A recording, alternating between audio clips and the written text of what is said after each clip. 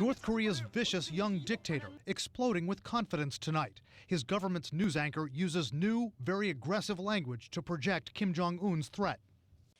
Kim Jong-un said we now have the clear capacity to directly and realistically attack American bastards who continue to attempt to invade the Pacific. Kim's just tested 2 medium-range ballistic missiles. One failed, but weapons monitors call the other one a partial success because the missile flew 250 miles and even briefly entered space. Saying that he can realistically attack Americans and not just the U.S. in general, that's a new level of threatening language from Kim, right? Yes.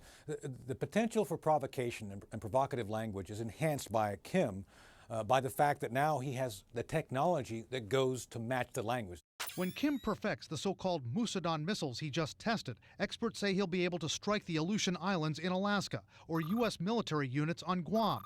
A U.S. intelligence official tells CNN tonight Kim's aggressive language, his celebration of this missile launch, underscores his regime's aspiration to be recognized as a nuclear power.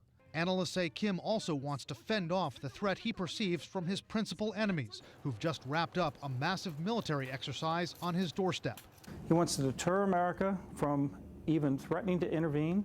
He wants to deter South Korea at the same time, obviously. And to do that, he wants to be able to say, I can attack American bases, kill Americans in their beds. Kim's also believed to be toughening up against the U.S., possibly to extort concessions, an attempt to get sanctions loosened. Although he's solidified his hold on power, analysts say if his economy gets squeezed too tightly, he won't be able to buy off North Korea's elites, and he could be threatened from within. But would this bold, impetuous young leader really provoke the Americans by striking them with a missile? Any real provocation where he fires one missile off that's with a real warhead does some damage, he'll be decimated.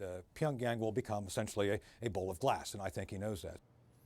Still, there are tens of thousands of Americans in Kim's line of fire. More than 28,000 American troops are deployed in South Korea.